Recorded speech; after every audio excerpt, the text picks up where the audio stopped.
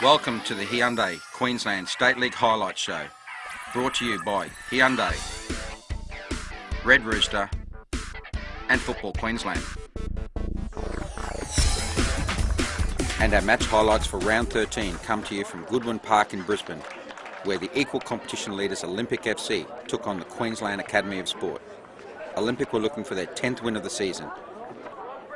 Referee Alan Milliner got play underway on a cool Sunday evening in front of a sizable crowd expecting a close-fought contest. Olympic started the better and had their first chance when CO found Chris Hagel with a good long pass. He crossed to Brad Lacey, but the shot was well wide, not forcing Matt Acton to save. Hagel then had his own chance when QAS defender Zach Anderson played him onside, but Anderson was able to recover and block the shot. A mistake by a QAS defender saw a penalty appeal against a Michael Ryan tackle, which was waved away by referee Milliner. On 22 minutes, Olympic had the clearest chance of the match to date. From a free kick, Hagel whipped the ball towards the head of Brad Lacey, who headed the ball just over the crossbar. QAS retaliated immediately with a good interchange of passes by Josh Bolante and Ko Sataki, which saw the ball fall to Tyler Thurtell. His looping left-foot volley was deflected just the wrong side of Matt Ham's post.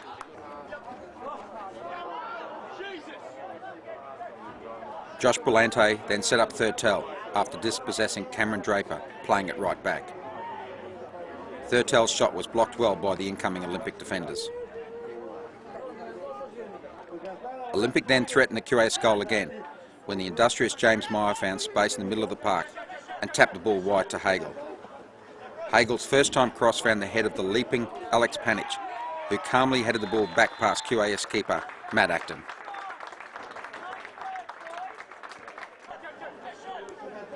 A well-constructed build-up, a pinpoint cross, and a cool Panich finish, giving him his 6th goal of the year. A free kick taken by Andrew Orr caused some consternation in the QAS defence, and they were relieved when Brad Lacey flicked his shot wide. Olympic were controlling play with their 5-man midfield and some excellent passing between Orr and CO and Hagel and Meyer caused further anxious moments in the QAS penalty area. A fortunate bounce off Ken Dougal enabled Halloran to clear before any damage was done.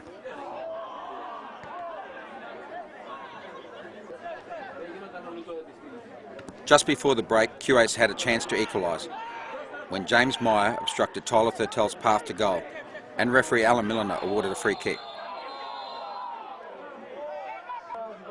Midfielder Ko Sataki stepped up to take the free kick for the Academy, but his shot was easily saved by Matt Ham in the Olympic goal. Half-time came with Olympic in control, leading 1-0. The second half started much like the first, both teams creating clear chances in front of goal. Firstly, CO and Meyer set up Andrew Orr, who was only just wide with his shot.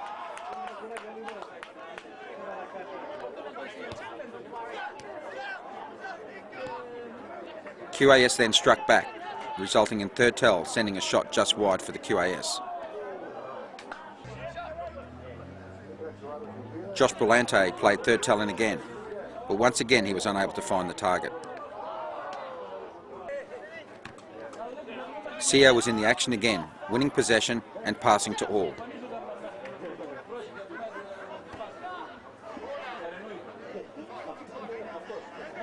From the Orr cross, Panich went close with a glancing header. The best chance of the game for QAS came in the 58th minute when Olympic defender Cameron Saint gifted the ball to Ben Halloran. Halloran travelled towards goal but took too long to get his shot away or get the ball to his unmarked support, and when he did it was smothered by the incoming Olympic defenders. The miss proved costly as less than a minute later Olympic doubled their lead.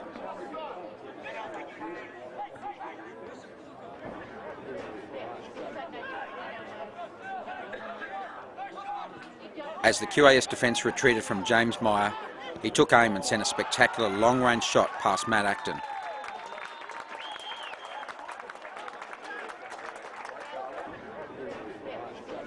the defence retreating towards their own penalty area, and Meyer happily took up the invite to shoot and send the home crowd into raptures. A spectacular strike worthy of all the praise he received around the ground. In the 61st minute, Halloran found space in the midfield and got the ball to Alistair Quinn out wide. Quinn played the ball across the goal, eluding Matt Ham, but the incoming Mitch Bevan was unable to direct the ball into the open goal.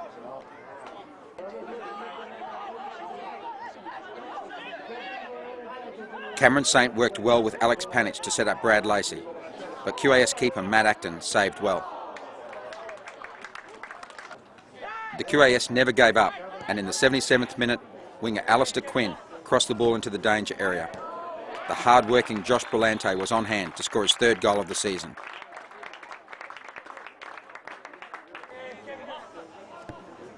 Brillante well positioned to put his side back into the contest.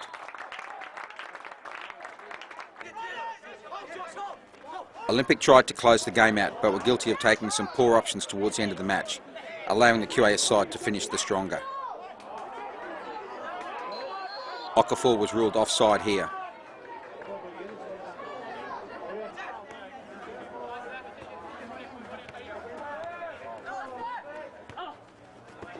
QAS had a few half chances in the remaining minutes of the game and refused to give up. Brillante had his shot blocked.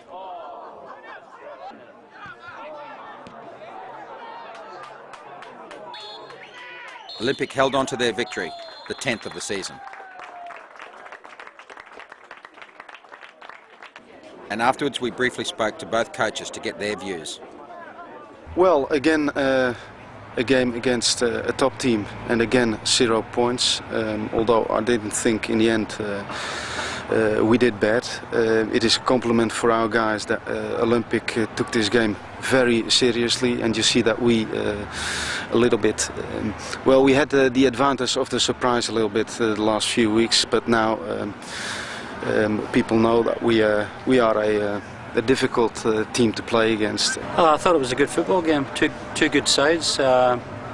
In the end it was evenly matched, but that's what you would expect from two teams up fairly near the top. Maybe we could have put the game to bed a bit earlier. We had enough opportunities, but credit to them. They're a good young footballing side, and they never gave up, and they had us on the ropes in the last five minutes or so.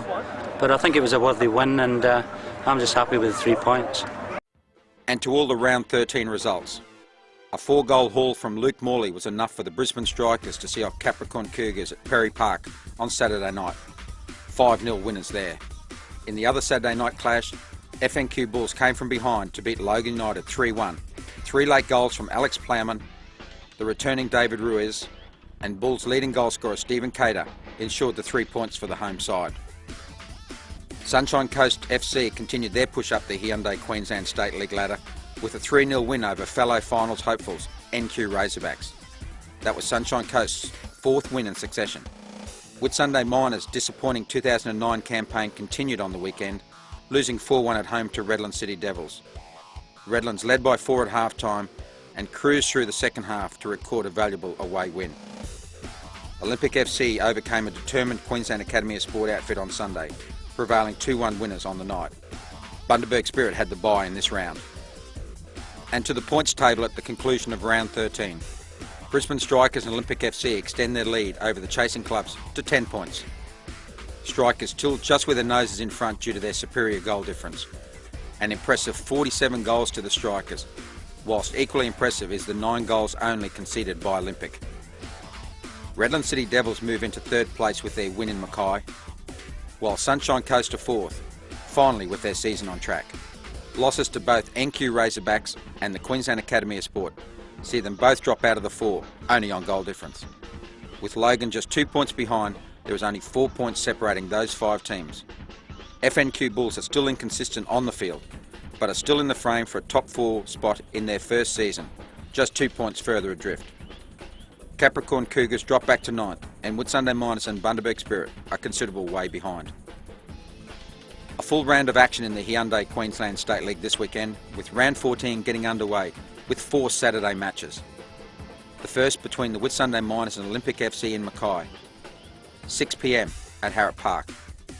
Bundaberg Spirit will be hoping to secure some points when they make the long trip south by bus to the Cleveland Showgrounds to take on Redland City Devils at 6 p.m. Should be a great match up on the Sunshine Coast when the home side welcome FNQ Bulls to Stockland Park for a 3 p.m. kickoff. Two very experienced coaches in George Cowie and Peter Takisi to meet there with a chance to secure bragging rights.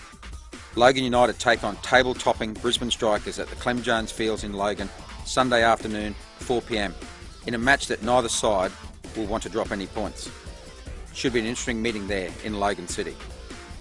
And the Queensland Academy of Sport face Capricorn Cougars in a rare Saturday afternoon match for the young side.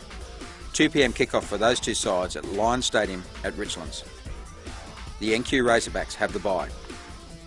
Thanks for joining us on the Hyundai Queensland State League Highlights Show. We look forward to bringing you some more action next week.